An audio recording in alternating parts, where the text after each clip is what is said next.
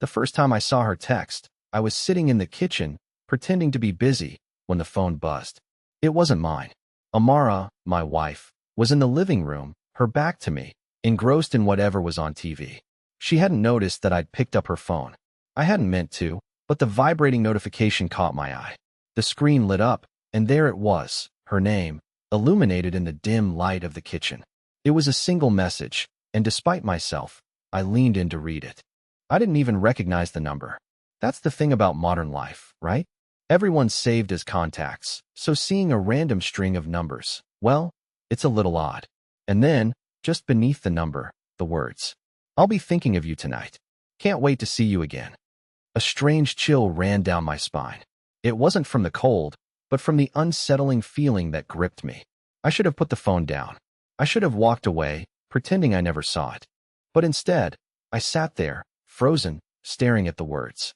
Her phone buzzed again. Another message. Without thinking, my fingers, as if they had a mind of their own, opened the message. "I miss you so much. Let's make tonight unforgettable." The next moment felt like everything around me froze. The air grew thick, suffocating. I couldn't breathe. I wasn't angry yet, but I felt this strange, cold weight in my chest. My heart was beating harder than I'd ever felt it. I wasn't sure if it was from shock, from disbelief, or something darker. I slowly lowered the phone, but I couldn't move.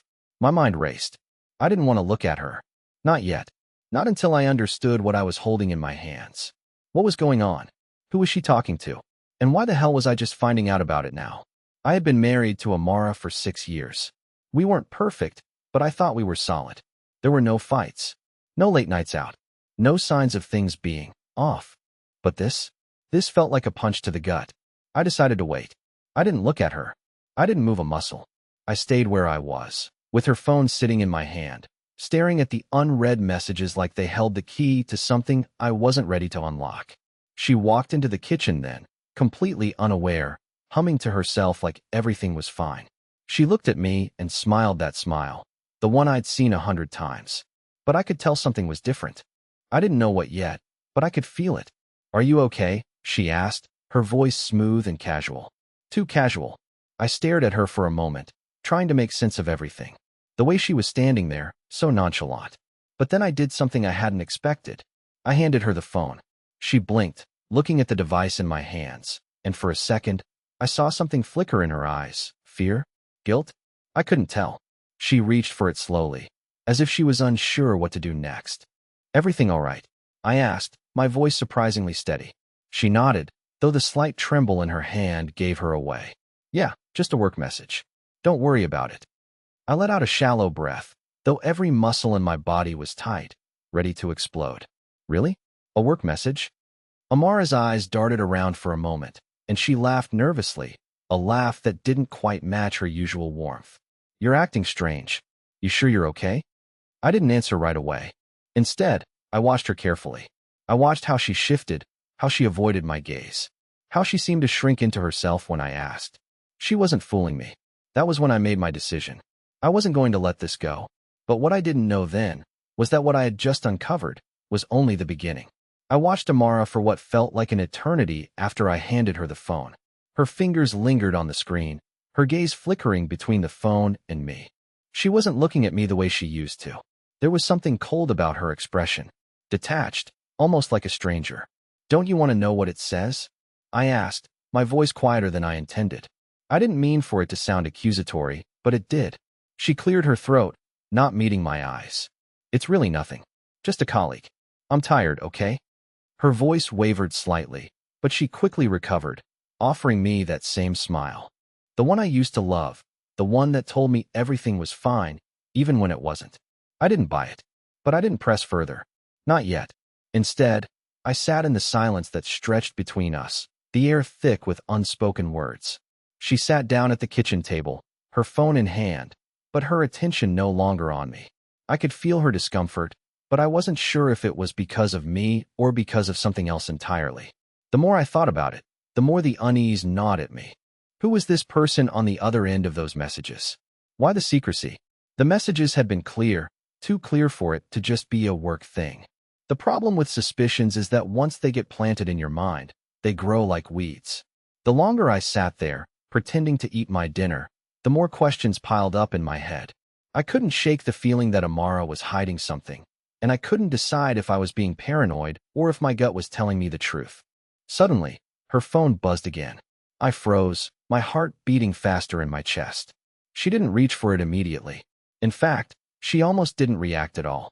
I could see her trying to act casual, but the way her fingers tightened on the edge of the table gave her away.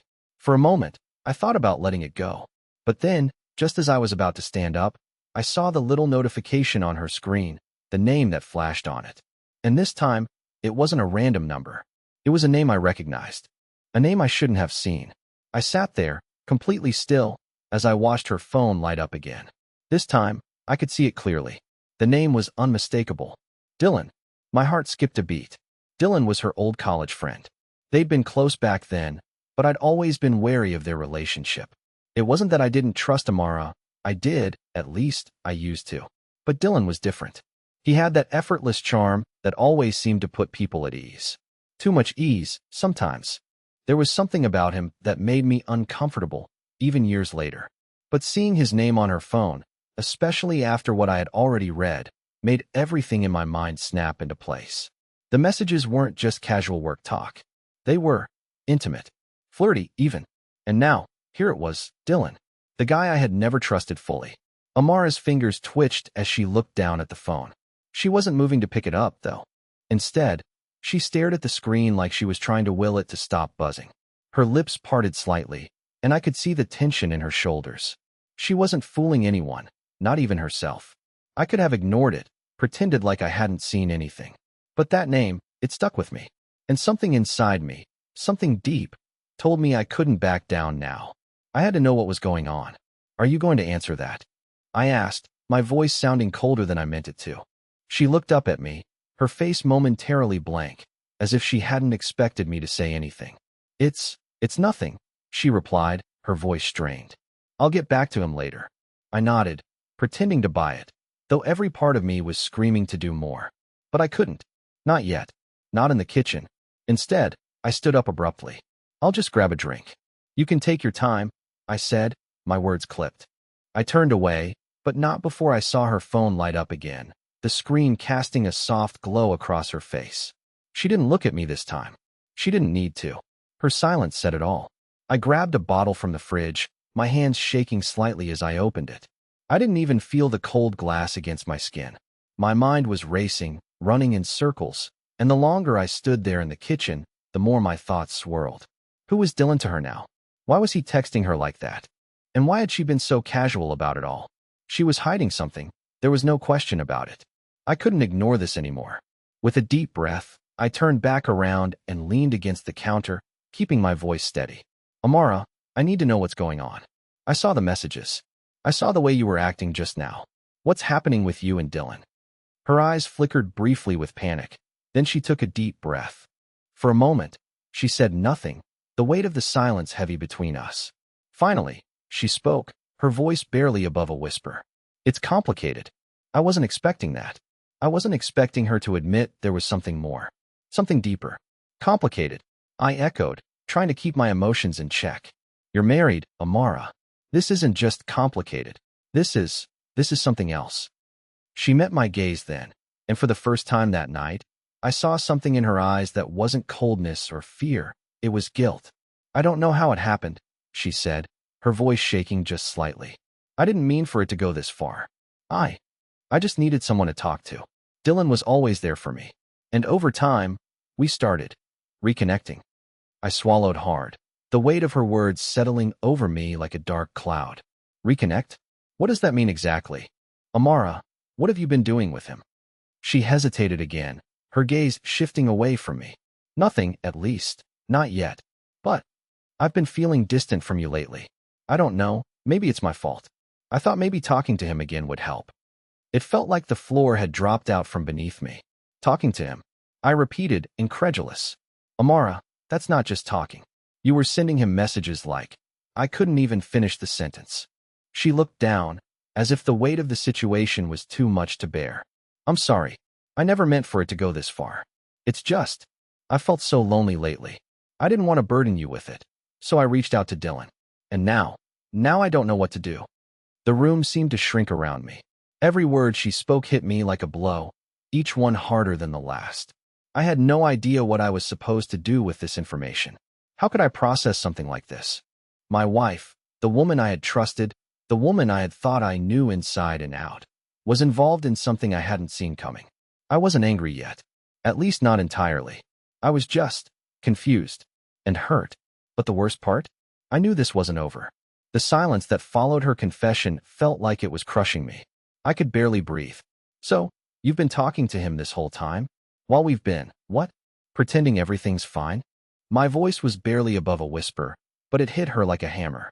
Amara flinched, her eyes darting around the room as if searching for an escape. It wasn't like that, she started, but her words fell flat. She wasn't convincing anyone, especially not me. Then what was it like? I pressed, stepping closer, unable to keep my emotions in check. Because it sure as hell feels like something more than talking. She opened her mouth, but no sound came out at first. Her lips trembled, her hands gripping the edge of the table like she might collapse if she let go. I never meant to hurt you, she said, her voice small, almost apologetic. I shook my head. You've been hiding this from me for how long? The shame on her face was like a slap. A few months, she finally admitted, her voice almost breaking. At first, it was innocent, just catching up, but it became more, and I didn't know how to stop it. I felt a wave of nausea. Months? How long had she been keeping this from me? The person I thought I knew so well was slipping away in front of my eyes. You don't get it, do you? This isn't just catching up. You've been texting him like. I stopped myself, too angry to finish the sentence. I'm sorry. I never wanted this to happen, she whispered again, but it was too late for apologies. Her words echoed in my head, but nothing made sense. A few months. I kept repeating it over and over in my mind, like I could somehow make her admit it was a mistake, that everything would go back to normal. But deep down, I knew it wasn't that simple. I turned away, needing space, needing air. The walls felt like they were closing in on me. I was suffocating. I wanted to scream, to shout at her, but I didn't. Instead, I ran my hands through my hair, trying to process everything she'd just said. Amara stood there in silence, probably waiting for me to respond, to tell her that I understood, that I would forgive her. But how could I? How could I forgive something like this? I needed answers, and she knew it. But every word I spoke felt like a betrayal of the man I used to be. I was supposed to be the calm one, the one who didn't lose control. Now, everything was slipping away. How long has this been going on, really? I finally asked, my voice trembling with the weight of the question. She hesitated before answering, her eyes flickering with uncertainty. I don't know. It wasn't planned, it just happened. Just happened. I laughed bitterly. It doesn't just happen, Amara. You don't go from being friends to sending each other messages like the ones I saw tonight. That's not happening. That's a choice. Her eyes welled up with tears, and she looked away, unable to meet my gaze. I could see her struggling with what she was about to say next. I never wanted to hurt you, she whispered. But things between us, they felt different for a while. I don't know when it started, but I couldn't stop it. I let out a slow breath, feeling the frustration building. So, you've been emotionally checking out for months, but you kept it from me? You didn't think I'd notice? I didn't mean for it to be like this. Her voice cracked. I never wanted to hurt you. But Dylan, he made me feel wanted again. I didn't think you'd notice, or that it would get this far. Her confession hit me like a punch to the stomach. The air in the room thickened, and I found myself at a loss for words. So what now? I asked, my voice low, barely a whisper. What happens when you've already crossed the line? Do you think you can just stop it? She took a step forward, reaching out as if she wanted to touch me, but I stepped back, unwilling to let her any closer. Please, she begged, her voice desperate. I'm sorry. I didn't want this to happen. I love you. I don't know how it got here. I wanted to believe her. Part of me wished I could. But another part of me, the part that had been broken by her words, by the cold realization that everything I thought I knew about us had been a lie, couldn't just turn off the pain. Love me, I repeated, almost in disbelief. If you really loved me, you wouldn't have done this. You wouldn't have hidden it from me. She fell silent, and for a long moment, neither of us spoke. The only sound was the distant hum of the refrigerator, filling the empty space between us. I didn't know how we'd gotten here, but I knew this wasn't the end of it. There was more to uncover, more I had to understand before I could even begin to make sense of any of it. But right now, all I could feel was the weight of her betrayal crushing me from all sides. I stared at her, trying to make sense of the whirlwind of emotions crashing over me. Amara's tears were real, but the damage had already been done. How could I ever look at her the same way again? Did you sleep with him? The question escaped my lips before I even had the chance to stop it. The room went dead silent. I could see her face fall, her eyes wide, as if I had struck her with something sharp. She didn't answer right away. And that pause, that small eternity of her not answering, told me everything I needed to know. Amara, I pressed, my voice thick with a mix of disbelief and hurt. I need to know. Did you sleep with him? Her body stiffened, her eyes darting away. No, I didn't sleep with him. Not like that. There was a pause, and then she added, but I wanted to. I thought about it. I felt my heart sink. The words were like a slap. You thought about it? I repeated, struggling to keep my composure. So it was just a thought? Is that what you're telling me? You didn't actually do it, but you wanted to? She nodded slowly, almost too slowly. Yes, I didn't act on it. But it wasn't just a passing thought. I thought about it more than once. I felt sick. The air in the room felt thick, suffocating. She hadn't physically cheated, but the emotional betrayal felt like 1,000 times worse. It wasn't just the thought of her with him. It was the fact that she had been considering it. That she had been looking for something else. Looking for something I wasn't giving her. Or worse, something she felt she couldn't ask from me. I don't even know who you are anymore. I whispered, my voice breaking under the weight of everything. I wanted to yell. I wanted to scream. But all I could do was stare at her, at the woman I once thought I knew. Amara took a shaky step toward me, her hands trembling. I'm so sorry. I know I've destroyed everything. But it wasn't about you. Don't. I interrupted, raising my hand. Don't say it wasn't about me. You were looking for something in someone else. You let this happen. You let it go this far. She winced, the pain in her eyes almost too much to bear. I never meant to hurt you, she said quietly. I swear I didn't. I felt the weight of her words, but they didn't ease the ache inside. Nothing would. I stepped back, the room spinning a little as I tried to make sense of it all. Her words, her tears, they were all too much. She was sorry, yes, but sorry didn't erase what had already been done. Sorry didn't take away the fact that she had let someone else into her life in a way I never thought possible. Why? Why him? Why Dylan? I asked, almost in a whisper, the question burning my throat. Why someone who I knew? Someone I thought I could trust?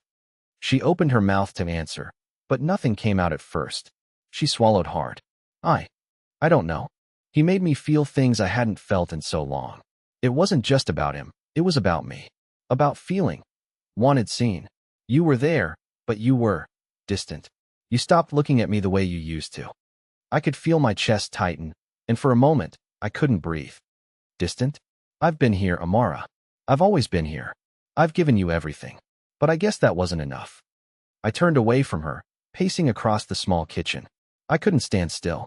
The words were coming too fast, like they had been trapped inside me, and now they couldn't stop pouring out. You know what's worse than all of this? I said, my voice growing cold. It's that you didn't come to me. You didn't talk to me when you were feeling, whatever it was you were feeling. You let him in. You gave him what was supposed to be mine. Amara took a step closer, her hand reaching out as if she were trying to bridge the distance I had created. I'm so sorry. Please believe me. I never meant to hurt you, but I didn't know what else to do. I didn't feel like I mattered to you anymore. Her words hit me like a punch to the gut. It was like hearing all of my deepest fears, things I never wanted to face, laid bare in front of me. I had been so caught up in my own routine, my own world, that I never noticed the cracks forming around us. I thought she would always be there, always understand. But I had failed her. I had failed us. No, I muttered, turning back to face her. This isn't about me. This is about you running to someone else instead of talking to me. You chose him over us. The silence between us was deafening. She was crying now, softly, but there was no comfort in her tears. I couldn't find it within myself to reach out. I wanted to be angry. I wanted to shout at her, tell her everything I had been bottling up for months, maybe even years. But something held me back. Maybe I was too tired. Maybe I didn't know how to fix what had already been broken. I don't know if I can ever look at you the same way. I whispered, the words tasting bitter on my tongue. You've made your choice, Amara, and I don't know if I'm part of it anymore. Her face crumpled, and she stepped back, as though my words had physically pushed her away. I could see her shaking her head, as if trying to deny the reality of what I had just said. Please, don't say that. I didn't mean it. I love you. You have to believe that. But love, at that moment, felt so far away. I wanted to believe her. I wanted to think that we could fix this, but how could we?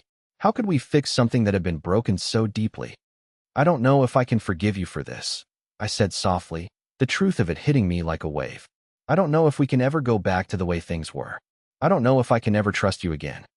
Her shoulders slumped, and she sank into the chair behind her, her face buried in her hands. The tears came harder now, but they were no longer just for me.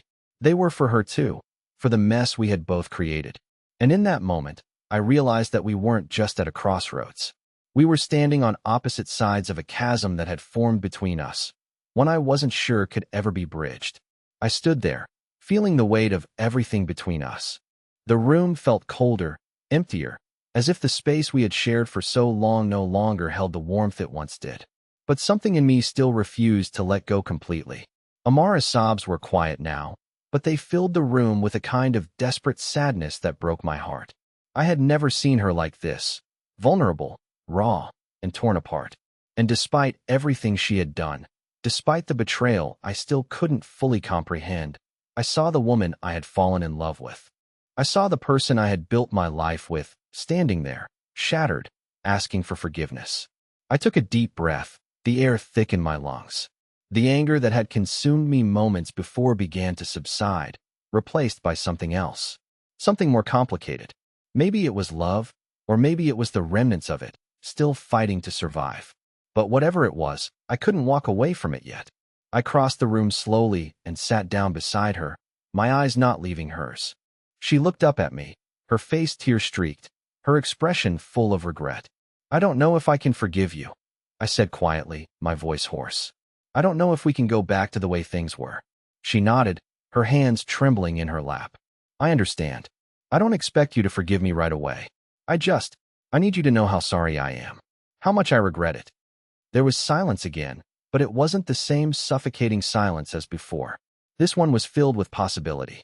Maybe we couldn't fix everything overnight, but the fact that we were still talking, still sitting together, meant there was a chance. It meant that we weren't completely lost yet. I don't want to lose you, I said finally, my voice breaking. But I need time. I need space to think. I can't just pretend this didn't happen. Amara nodded, wiping her tears away. I understand. I'll give you whatever space you need. But please, don't give up on us. I took a deep breath, looking at her face, really seeing her for the first time in weeks. The anger was still there, but it was tempered now with something else, something softer, more understanding. I don't know what will happen, Amara, I said slowly. But I'm willing to try. I want to try if you do. She looked at me, her eyes full of hope, of relief, as if she had been waiting for me to say those words. I'll do whatever it takes, she whispered. I love you. And in that moment, something shifted. It wasn't an immediate healing, but it was a start. Maybe we had been through something painful, something that had almost torn us apart. But I realized then that love wasn't just about the good times. It was about surviving the bad ones, too. It was about rebuilding, slowly, piece by piece. I reached for her hand, and she took it, our fingers intertwining.